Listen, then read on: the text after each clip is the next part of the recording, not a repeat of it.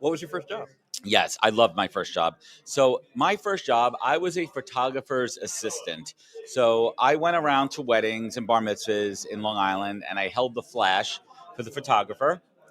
And I can't even tell you how many weddings and bar mitzvahs and the shenanigans that I saw. But I learned how to be a photographer. I always had a passion for photography, and there was a local photographer in Merrick that wasn't too far, Merrick, Long Island, from my house. And I'm not sure where the ad was, or maybe somebody connected with us, but it was an opportunity to be a photographer's assistant, and it actually paid pretty well. And we're talking 1995, 96. I was Yep. and then I came back, and then during college breaks I would do it also.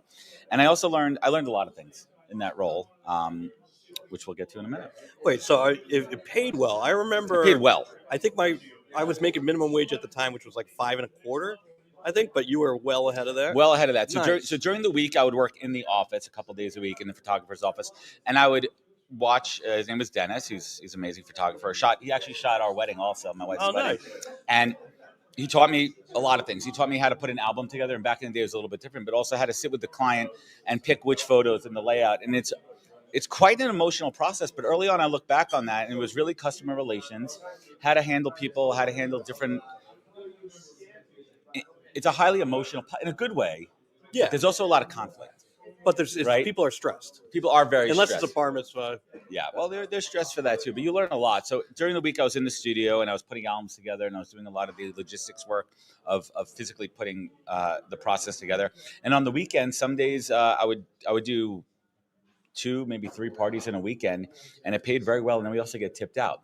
But I had to wear a tuxedo, and at the time, I didn't want to go buy a full tuxedo. So I remember my mom taking me to one of the suit stores, and I bought out. She's like, "You only need a black suit, and we'll get you a little bow tie." And I would wear like a white button-down shirt with a Yeah. little bow tie, and I would stand there. I'll do it this way. I would stand there at these parties and hold the flash up, and I had to angle myself so I wasn't in the shot, right? Yeah. And I had to angle myself so the lighting was right there too. And I also learned how to shoot. And back then we were shooting on a big cameras, a 135. It was a Hasselblad, and the rolls of film were about this big, and it was a special way to load them. This is before digital. Yeah. And my job was also to change the film, and I also had to give the photographer the cartridge. And think about this. It was that family's memories on there,